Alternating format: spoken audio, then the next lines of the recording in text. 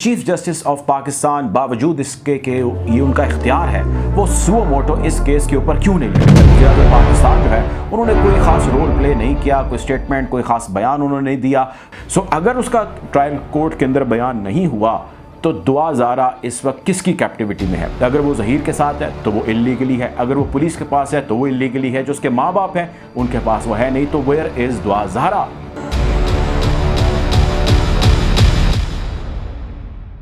बिस्मिल्लाहिर्रहमानिर्रहीम, अस्सलाम वालेकुम। आप देख रहे हैं व्यूज़ मैटर, मैं हूं मुर्तज़ा डार। दुआ ज़ारा केस खासा पेचीदा होता चला जा रहा है और इस केस में इस वक्त सबसे ज़्यादा जो चीज़ सामने आ रही है या सवाल जो उठाया जा रहा है वो ये है कि चीफ जस्टिस ऑफ पाकिस्तान बावजूद इसके कि ये उनका इख्तियार है, वो सुओ मोटो इस केस के ऊपर क्यों नहीं ले रहे। अगर वो इसके ऊपर सुओ मोटो लेंगे तो दुआ ज़ारा या उसके वालिदैन को रिलीफ मिलेगा, लेकिन उसके साथ पाकिस्तान के अंदर मौजूद ऐसी बहुत सारी बच्चियाँ हैं जिनको या जिनके माँ बाप को या जिनके ख़ानदान जो हैं उनको रिलीफ मिल पाएगा एक ऐसे खौफ से, एक ऐसे डर से या एक ऐसे माफिया से जिस माफिया के ऊपर इस वक्त इशारे कनाए जो है वो मिलते हमें दिखाई दे रहे हैं। इस सारे के अंदर वज़ीर आज़म पाकिस्तान जो है उन्होंने कोई ख़ास रोल प्ले नहीं किया, कोई स्टेटमेंट, कोई ख़ास बयान उन्होंने नहीं दिया, बल्कि कुछ आम सा भी बयान उन्होंने नहीं दिया। और उसके अंदर वो क्या रोल प्ले कर सकते थे, मौजूदा जिस वक्त सीएम है उन्होंने क्या रोल प्ले किया सारे केस के अंदर, सिंध के, पंजाब के,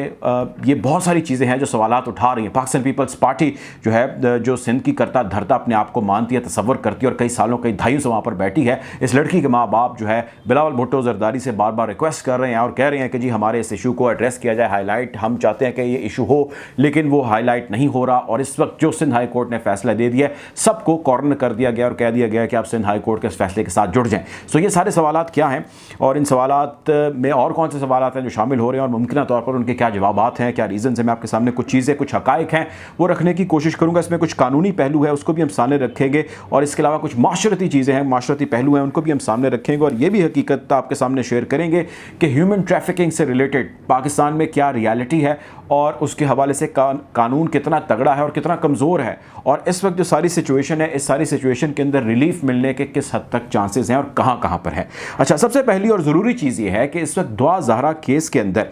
कस्टडी में अदालत ने किसी की नहीं दिया दुआ ज़ारा को, और उन्होंने कहा कि जी सिंध हाई कोर्ट ने कि जी आप अपनी फ्री विल के तहत जहां पर चाहें आप जा सकती हैं। अब अदालत हाई कोर्ट यानी कि फ्री विल पे दुआ ज़ारा को तब भेज सकती है जब उसका ऑन रिकॉर्ड स्टेटमेंट या बयान जमा हो जाए या रिकॉर्ड हो जाए ट्रायल कोर्ट के अंदर, जो कि उसका अभी तक नहीं हुआ। अगर उसका ट्रायल कोर्ट के अंदर बयान नहीं हुआ तो दुआ ज़ारा इस वक्त किसकी कैप्टिविटी में है। अगर वो ज़हीर के साथ है तो वो इल्लीगली है, अगर वो पुलिस के पास है तो वो इल्लीगली है, जो उसके माँ बाप हैं उनके पास वो है नहीं, तो वेयर इज़ दुआ ज़ारा।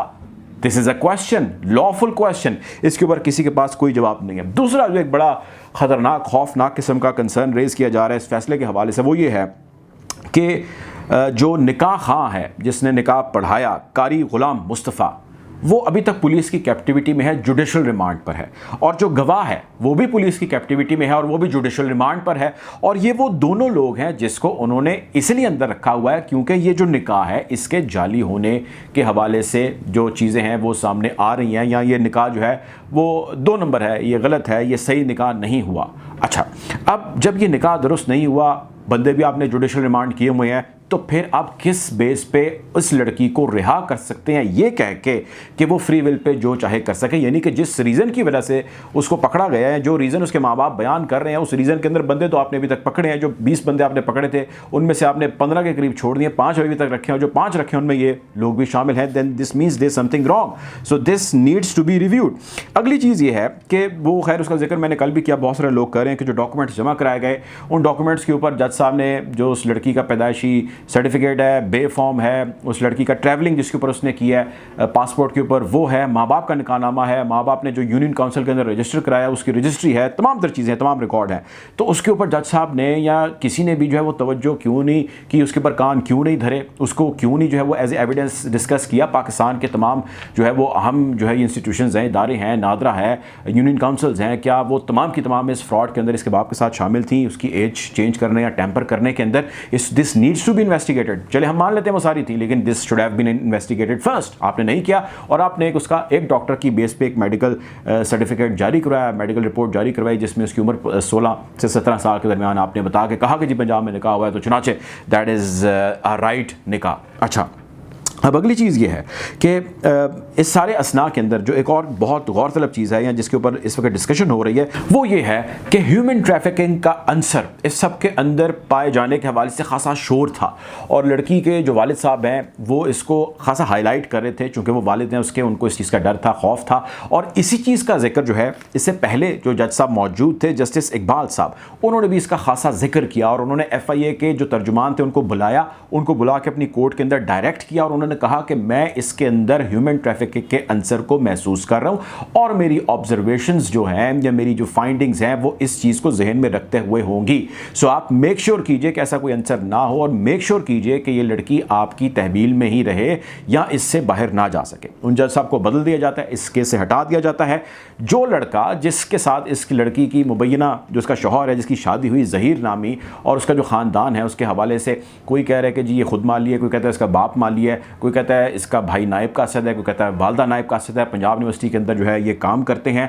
کٹ اٹ شارٹ، جو کوئی کچھ بھی کر رہا تھا ہمارا اس سے تعلق اتنا نہیں ہے سوائے اس کے کہ وہ اس قابل ہیں نہیں کہ وہ اس کیس پہ اتنا پہرا دے سکیں، اتنا فائنینس کر سکیں، اور اتنا اس کیس کے اوپر وہ تھورولی آ سکیں کہ پورا ملک کا نظام اس وقت ایک طرف ہو جائے اور وہ لوگ ایک طرف ہو جائیں۔ یقینی طور پہ ان کے پیچھے کوئی ایسی فورسز، ایسے فائنینسز، ایسے قوتیں ان کے پیچھے شامل ہیں جن کا سامنے آنا ضروری ہے۔ وہ سامنے کیوں نہیں آ پا رہی، کس وجہ سے نہیں آ پا رہی، اس کا ہی کھوج لگانا ضروری ہے، اور اسی کے لیے چیف جسٹس سے تمام تر جو ہے لوگ یہ التجا کریں، یہ ریکویسٹ کریں کہ وہ اس کے اوپر سو موٹو ایکشن لیں، اور اس سو موٹو ایکشن کے لیتے ہوئے وہ بہت سارے ایسے اور ہیومن ٹریفکنگ سے یا مبینہ ہیومن ٹریفکنگ سے ریلیٹڈ جو کیسز ہیں اس کے اوپر بھی داد رسی کر پائیں گے۔ میری اس حوالے سے بلکہ میں نے ایک ویڈیو بھی کی، وقاص ابریز خان صاحب لائر ہیں، بڑے مشہور بیرسٹر ہیں، ان سے بھی بات چیت ہو رہی ہے، وہ بتا رہے تھے، اور بہت سارے ایکسپرٹس کا یہ کہنا ہے کہ پاکستان کے اندر منظم گروہ موجود ہیں، جتھے موجود ہیں،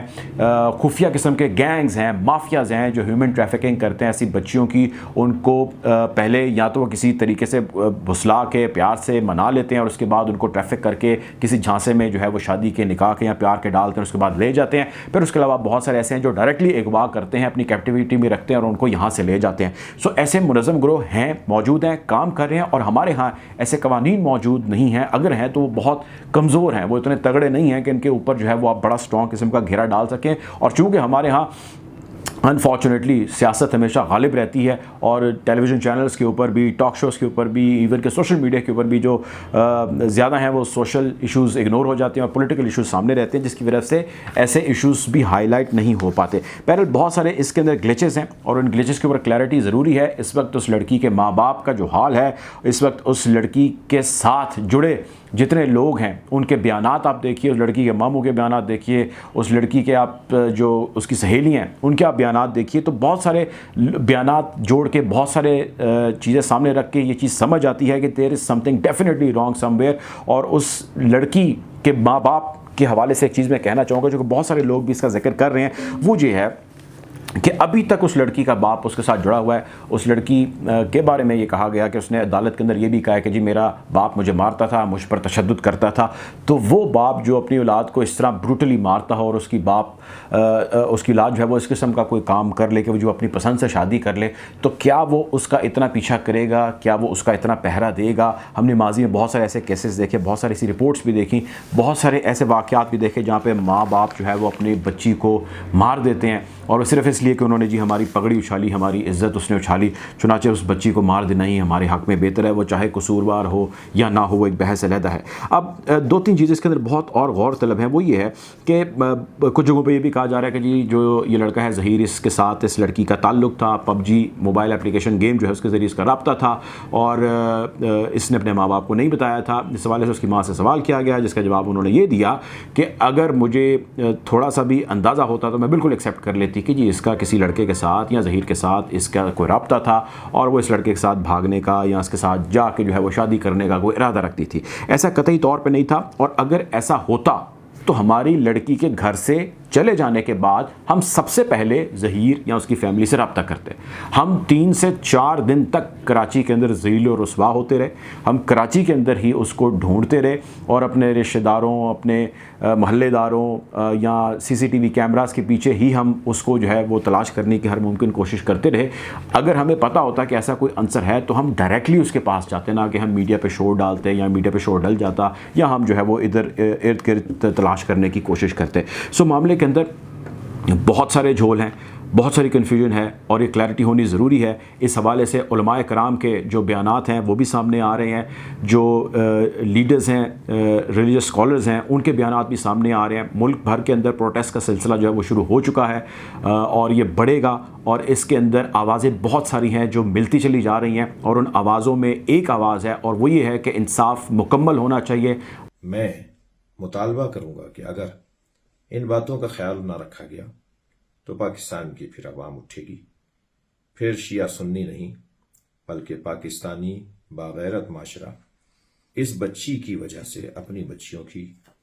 آزادی اور اپنی بچیوں کے تحفظ کا انتظام کرے گی. پھر احتجاج کا عمل شروع ہوگا. پھر یقیناً اس ملک میں قانون اور آئین کو مد نظر رکھتے ہوئے،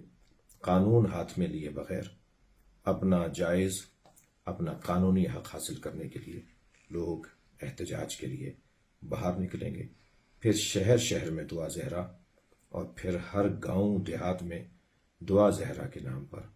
ہماری ساری بچیوں کا تحفظ ہوگا. عدالتوں کے پاس سپریم پاورز ہیں اور وہ چاہیں تو کسی بھی قانونی پیچیدگی کو ہٹا کے یا کسی بھی لوز کیس کو ہٹا کے وہ اس کو سٹرونگ خود بھی بنا سکتی ہیں. وہ انسانی بنیادوں پہ فیصلہ کر سکتی ہیں. وہ بہت سارے ایسے ڈیسیجنز کر سکتی ہیں جس ڈیسیجنز کے بارے میں شاید ہم، آپ اور میں سوچ بھی نہیں سکتے. لیکن انفارچونیٹلی ہماری عدالت نے یوں نہیں کیا اور اس کو انہوں نے آدھا تیتر اور آدھا بٹیر کر کے ایک ایسا فیصلہ سنایا جس فیصلے کا تمام تر جو اس وقت فائدہ ہے وہ اس شخص کو جاتا ہے جو مبینہ طور پہ، یا اس کی فیملی کو یا اس مافیا کو جاتا ہے جو اس کا مبینہ طور پہ جو ہے ہسبینڈ ہونے کا دعویٰ کرتا ہے. بہرحال کوشش کریں گے آپ کے سامنے اس کیس کے حوالے سے حقائق یوں ہی رکھتے رہیں. اپنا خیال رکھیں، دعاؤں میں یاد رکھیں. اللہ حافظ.